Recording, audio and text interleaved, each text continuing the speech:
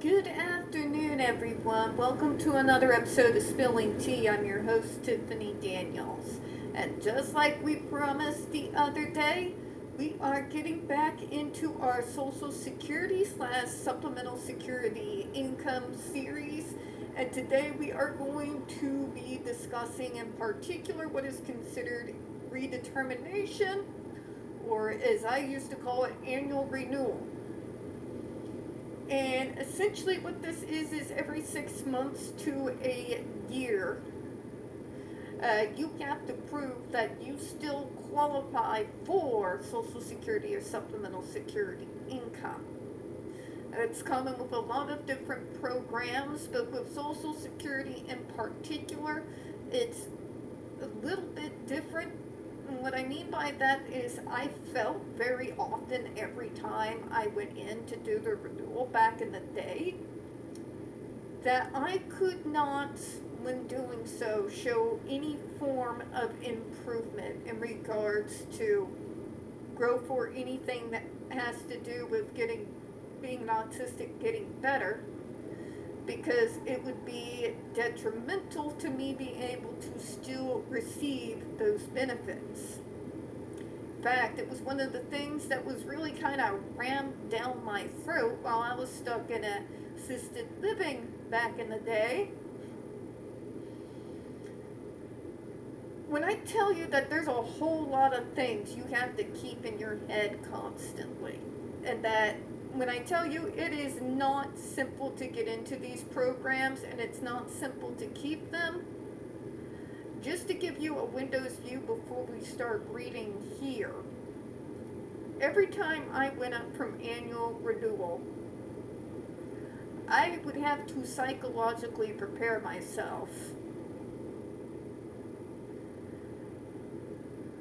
and use one of the worst masks that I have at my disposal to try to appear, for lack of a better way to put it,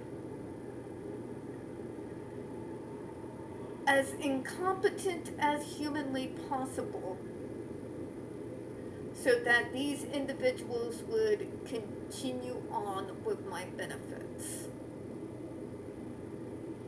Doing that every year is absolutely psychologically draining. And if you want to talk about something that will knock you down in regards to how you view yourself, it's the fact that every time during these annual renewals, you have to convincingly talk down about yourself and bring forward all the very worst things of yourself and just lay it on thick, so that they don't do things like remove your health care, remove your CI, in my case, direct care staff for others. You are not allowed to improve. If you get anything during my time, it's $1,500 now. When it was for me, you could not have more than $900 in your bank account, or they'd start yanking money out and declaring that they overpaid you. Yeah. So we're going to be going through all that, and so we can show our current speaker just how easy it is to totally just abuse the system that he's never had to use in his life, nor has any of his spoon in his mouth children. Okay? Can't tell? Sarcastic.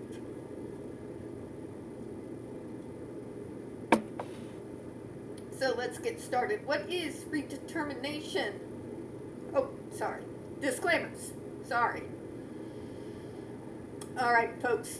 Throughout the entirety of our Social Security and Supplemental Security Income series, inside the description box, you're going to find links to all the information that we go through as we go out through the entirety of these series. So if you'd like the deep dive on the topic on your own, you're welcome to do so. Trigger warnings, this channel is marked up for kids for a reason. For one thing, I am prone to profanity. And second thing, we do talk on some pretty dark topics like the Judge Rothberg Educational Center, Circle of Hope, Kennecook Camp, an agape boarding school for boys. So, if you have a child that is 16 and younger and they are watching this channel, parental supervision is very much advised. Alright, now let's get started. What is redetermination? We review your non-medical eligibility factors, income, resources, and living arrangements to determine whether you are still eligible for and receiving the correct SSI payment. If you are married or you are a disabled child under the age of 18 living with your parents, we also review the income, resources, and living arrangements of your spouse or parents. In fact, a lot of people in the disability community, in spite of having found their better halves, will actually not get married, not because they don't want to, but because there is kind of a rule that if two individuals who are on this benefit get married and your incomes together make too much, it's more than that bare minimum you're supposed to have in the account, one of you or both of you may lose your Social Security. Yeah. That's a thing. It's one of the issues that many of us have been working on for decades, that people shouldn't be penalized. Nothing about their disability has changed just because they got married, but now there's more income. Okay, let's just take that back to when I was on SSI, where the top amount was $650. You've got a couple. And let's just say they make $650 each, right? So we're looking about around $1,200 to $1,300 a month between the two of them. Now, I'm going to give you my costs of living during that time period, which I find comparable to now, and the reason why is even though the cost of living was less, so was minimum wage. Okay? So, my costs during that time period was I had to pay about $425 per month in rent, about $65 to $75, as it did waffle, a month to cover my unlimited bus pass to get me to and from wherever I needed to go. I also had to pay groceries at that time period, was about around $150 to $190 a month. My electricity usually was about around anywhere between $65 to $100 and some dollars, give or take, depending on what season it was. Now, think about what I just told you. And how much did that actually leave me behind after all my costs to be able to put a little back? Yeah.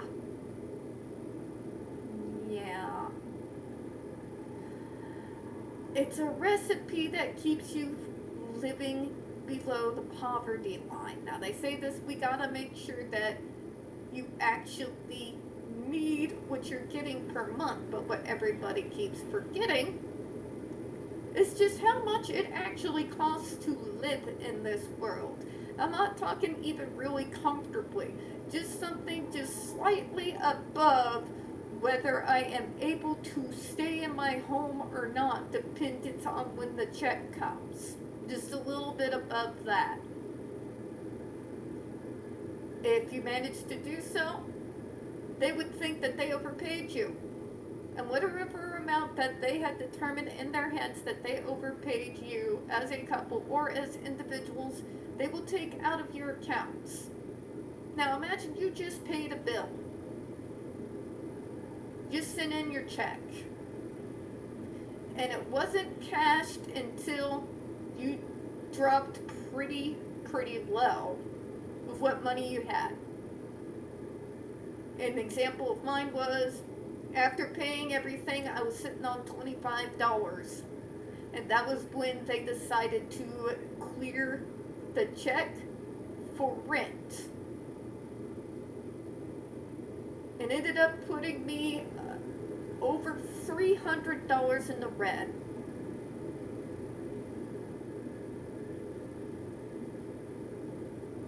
If you think that is not stressful, oh, but it's easy. I was just totally sitting around doing nothing, playing video games, not out there about 8 hours a day, rain, sun, or shine, literally pounding the pavement back in the era where you could still do paper applications, and literally hitting every single business, grocery stores, restaurants, clinical settings, hotels, collecting the apps, going home, filling them out, going back out, same day. Well, dressed up, by the way, just in case I would be able to nail down an interview. And then you come home and find that you're over about $300 in the hole. Imagine that for a couple. You need a slightly larger apartment, yes? 2-bedroom during that time period was somewhere around in the $500 area. Which means that whole situation I just explained to you, but worse. Yeah. But totally, we're just schmoozing and easy coasting. Some of you Republicans are really not serious. Alright, let me go ahead and continue. When do we conduct a redetermination? We redetermine eligibility and benefit amounts of most recipients every 1 to 6 years. Now, if you manage to get a part-time job within that period, guess what?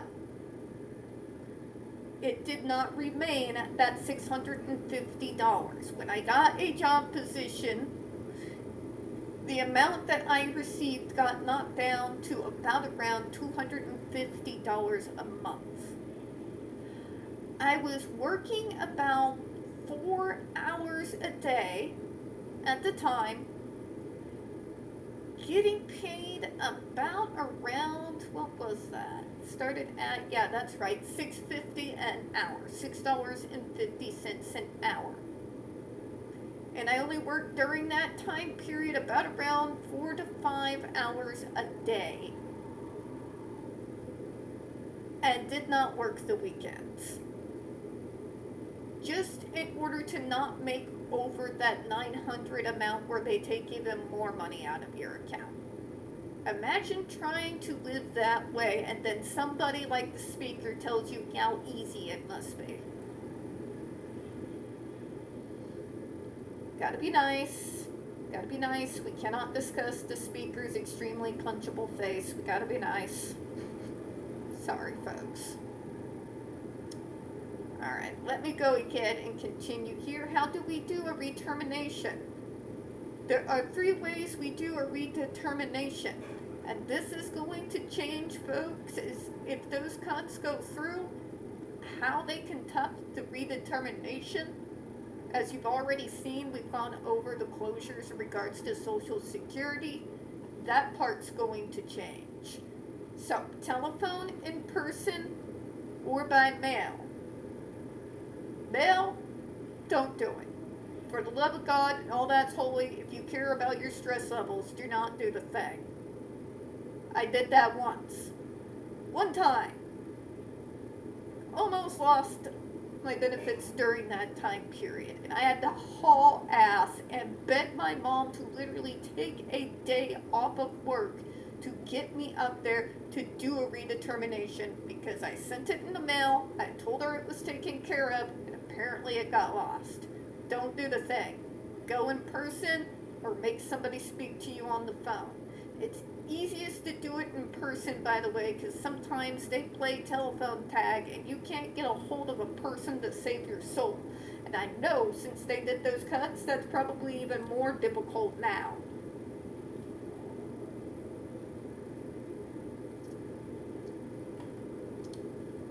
For telephone and in-person interviews, we send a letter telling you that we will call you on a certain date and time or ask you to come into the local Social Security office for a redetermination. Our staff will fill out the forms during the interview based on the information you give them. If you have a representative payee, we will send an appointment letter to your representative payee.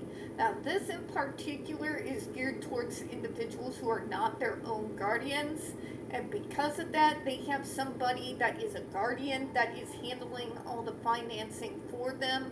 So the Social Security checks do not come to the individual, it goes to their representative payee.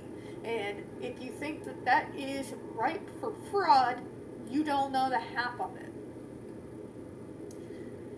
If you are unable to keep the scheduled appointment, call us. We will make a new appointment that is more convenient for you. Now, when I mean by that in representative payee, it means there are a lot of people in this world you can't trust. And there are horrific stories of individuals who would adopt disabled kids as foster kids and then literally handcuff them to things like radiators, starving them half to death, while they, as representative payee, were the ones intercepting and depositing and spending the Social Security checks. Or individuals who wouldn't even tell their individuals when they got the checks. They just spend it without the person's knowledge. There needs to be a hell of an overhaul in regards to the representative payee program and a way to keep better, tighter track of the individuals who are receiving Social Security payments for another individual. Because, yeah. Let me continue. If we do your redetermination by mail, we will send you a redetermination form for you to complete, sign, and return. If you have a representative payee, he or she must complete and sign the redetermination form for you, which is how guardianship works, folks.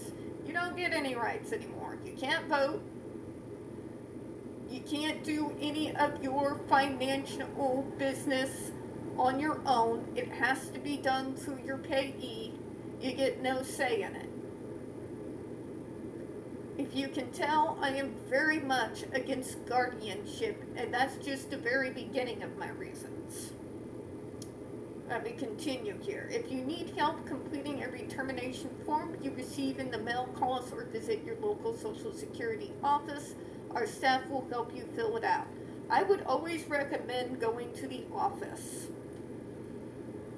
But now that they're making that impossible and closing offices, even that is starting to look like a luxury that's going to be maybe still available, but pure, absolute freaking torture. Responding to the appointment letter or the request to complete forms, you have 30 days to respond to the appointment letter, complete and return the form, or tell us that you cannot keep the appointment or having trouble filling out the form. And God help you if you don't actually get in contact with them. You're not just talking about payment stopping. Just saying. Alright, what happens if you do not respond to the appointment letter or complete and return the form? You may have your payment stopped, be overpaid, or be underpaid.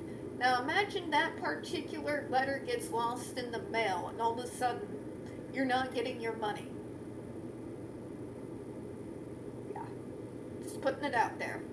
If you lose SSI eligibility, you may lose Medicaid eligibility based on getting SSI. A lot of times individuals were on both. I was during the time. And all these reasons that I'm going over with you in regards to redetermination was pretty much all of the reasons why I busted my ass like hell to be able to get a full-time job that came with its own insurance, so I didn't have to deal with this insanity. But let me go ahead and continue. Not everybody has that luxury. They didn't know what to do with me though, but you're gonna lose all your benefits and all the SSI and everything. Me staring at them directly in the eyes. Yes, that's the idea. Medicaid sucks, especially back then.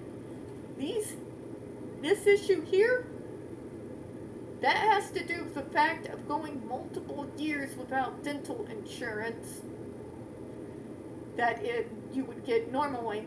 And the fact that during that time period, there was literally no dentists. None whatsoever anywhere inside the southwest part of Missouri that would take Medicaid. And remember, I do not have a car, and I did not have a car then either. I was dependent on my assisted living van that would take us all to the library center in the morning, and then I would have to utilize the bus pass to get to and from work back to the library station for the van to then come and pick us all up and take us back. So yeah, decades of bad acid reflux without being able to see a proper dentist is how you are staring down the barrel of possibly getting freaking dentures before you hit 50. I don't recommend it, folks. Send help. Keep me in your prayers.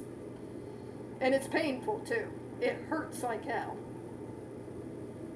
I'm just so used to pain due to my legs that I can still interact and deal with it. Anyways, too much TMI. Let me get back to where we were discussing. Be overpaid or be underpaid. If you lose SSI eligibility, you may lose Medicaid. Documents you may need for redetermination. Pay stubs or income tax returns. Back in the day, they just told me to bring both. I kept on me and still keep on me to this day for my new stuff, what I like to call my accorda file. And I would keep all my pay stubs, all my tax returns, all medical documentation, and documentation on any and all prescriptions, any documentation on Medicaid or food stamps. Everything goes into the accorda file. Right now, it's information about my prescriptions, it's my documentation on my current treatment plan through Burl, it's got my bills, confirmation that bills have been paid, which these days is usually just writing down a confirmation number on a piece of paper, labeling what that confirmation was for the right bill, and you stick it in the accorda file. I like to be organized, and I need it. In order to be able to function.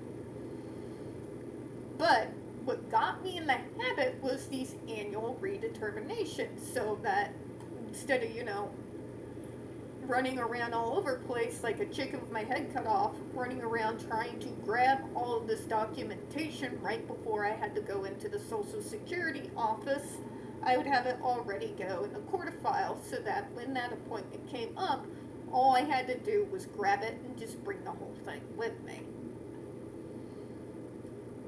let me continue here. Proof of other income you receive, such as pensions, annuities, unemployment compensation, workers' compensation. They go over if you have any stocks, bonds, vehicles, motorcycles, anything of that nature. Literally anything that you may possibly have that could possibly help them have standing to, take you off at the SSI, they use. I'm just saying. At least they did when I was using it. Savings account, checking account, or other bank statements. Any life insurance policies, if you have any burial contracts. Proof of other resources, such as savings bonds, vehicles, property trusts, and you see that was exactly what we were just talking about. Household receipts and bills to show your monthly expenses. So lease, utilities. You see why I had the Accordo file? They require a lot of paperwork. And that was one way to keep it convenient where I could just grab it instead of going all over the place like a mad idiot trying to get everything together right before an appointment. So now I still have the same proclivities to put everything in the little Accordo file where all my information is. It's helpful. But the reason why I had to keep it on me is nerve-wracking. Okay? So now that we've gone over what redetermination is and how difficult it actually is to be able to not just get SSI, but to be able to maintain and keep SSI, and the hoops you have to jump through in order to continue to be able to receive it, and the things you end up having to do so that you don't go crazy trying to gather it right before an appointment. Again, Speaker of the House Mike Johnson does not have a single idea what in the hell he's talking about. He has no idea what it is like to try to get onto SSI, how long that process generally takes, how difficult it is to make sure you get everything together to do your renewals each year. And what comes even more nerve-wracking is what the going up or going down of cost of living, and you have to show that fluctuation in your bills. So you're literally saving up this information for a year. A year. Want to know why I hoard papers? Even though I don't have use as of right now for a solid year of bill payment, I still save it because, yeah, right? Not as easy to game and be fraudulent on the system as our current speaker thinks it is. Now, is it? Also makes it more difficult to be able to continue to perpetuate fraud when you do have those annual renewals. And by the way, if they are suspicious that they think you may be a fraud, you might be looking at every 6 months in regards to redeterminations instead of a year. Now, imagine a lot of us who don't drive. Easy my ass. And on that note, folks, we're going to go ahead and close out for this episode.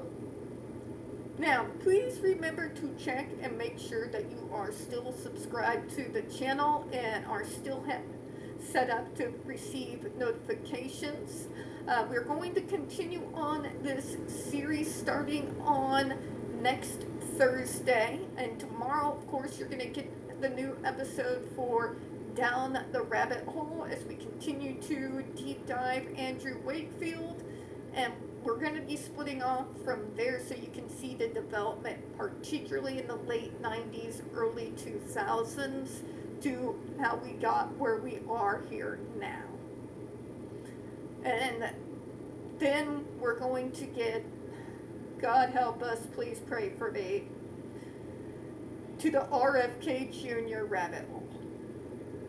So, also, on Saturdays, we'll continue on with the Medicaid series, and on Sunday, we're going to continue with HUD. So please make sure that you are still set up for notifications.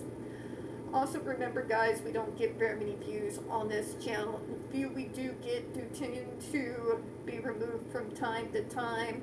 So once you've double checked to make sure you're still subscribed and set up for notifications, please also don't forget to go ahead and leave me a comment. Any comment, even a sandwich.